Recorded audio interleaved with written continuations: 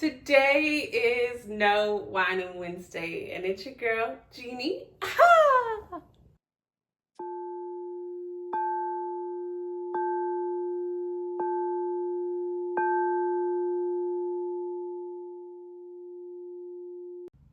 Today is No Whining Wednesday, and today I want to give you a little bit of a testimony.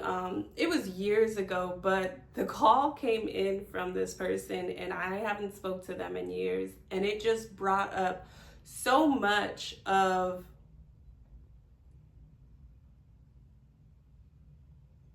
the glory and the grace that God gives you in certain times. So this actually started back when I was in California. And when I was in California, everything was good until it wasn't.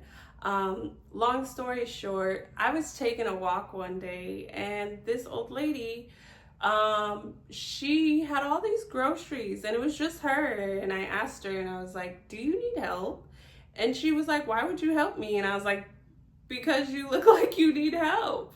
And so I ended up, carrying her groceries to her apartment that day. And she was just like, "Wow, thank you." And she just thanked you. And from that moment forward, because she was staying on her own and I, lived in the neighborhood, I told her I would come and check on her. And we built, a friendship off of that became like my second grandmother. And then I want to say 2-3 months into me meeting her, I actually got laid off from my job that I was working with, and I was getting kicked out of my place. And it was just so crazy because that day I was just like, "God, I don't know what to do." I was calling shelters, everything. And my car before that, it like died on me as soon as I got to California. So it was just like a lot of events happening at once for me. But on that day that I actually was like, "Oh, I have to leave my place." So I started looking into shelters, different things, see what I can do. Because I didn't have a job, I was laid off. And so Rose actually called me that day and she's like, "Hey sugar, like come over. I cooked dinner and I want you to come over and hang out with me." And I was like, "Okay, cool." I end up going over there, and I handled things very privately. So if you don't really know me personally, you don't know the things I'm going through. But she felt it on me, and I know it was God who let her feel it on me. And she was like, "What's going on?" And I was like, "Nothing." And she's like, "No, you seem, a little different today." And I was like, and I just broke down and I told her, and I was like, "I'm about to be homeless. Like, I literally came out here, for this job, and now they laid me off, and I don't know what to do. All these numbers I've been calling, no one's trying to help me. No one's trying to help me pay for rent, nothing." And I was like, "And my roommate is kicking me out." And she was like, "You will never be homeless." And I was like, "What do you mean?" She said, "Go get your stuff and put it in my closet." And I said, "Well," I'm like, "Rose, like, what do you mean?" And she was like, "God sent you to me, so you will be under my roof now." And she said, "It's just me and my cat." She said, "And you can have the couch, but my home is your home." And I was like, it was a moment of clarity for me because, mind you, if I never stopped that day to help her, I would have never knew her. If my car would have never broken down when I got to California, I would have never been walking to even meet her, And it's just so crazy because it lets you understand how God moves. He sets things up way in advance. Like, things are set up way in advance. If I wasn't obedient and stayed obedient into the things even of that day, I would have never met her.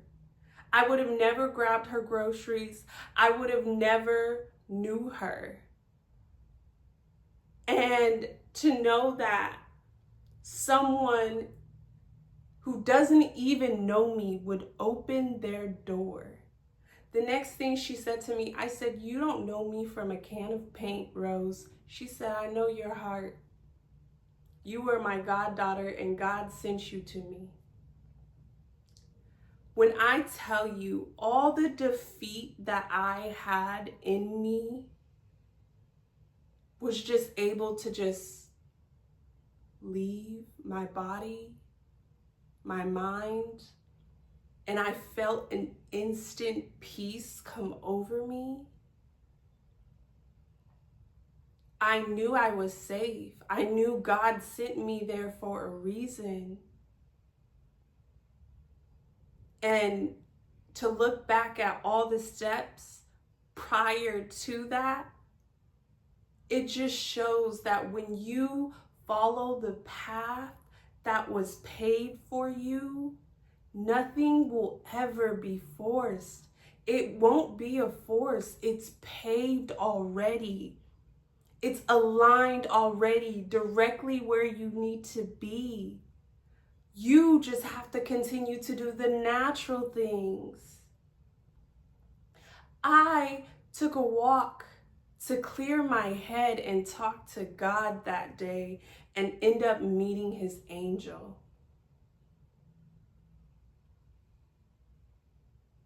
She believed in me, and within 3 months, I was back on my feet. New car, new job. A month after that, another place. She didn't even want me to leave. She was like, "Well, I thought I was gonna have to help you longer." No, you took a chance to believe in me, which made me not give up on myself. And it just shows the goodness of God when you continue to follow his path.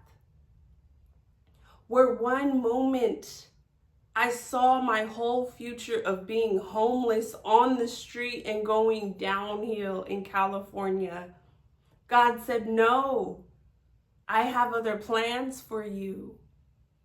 And the funny thing is, and I'll end it on this note, when I went to bed every night on that woman's couch, directly in front of me was the biggest picture of Jesus to remind me that I was never alone.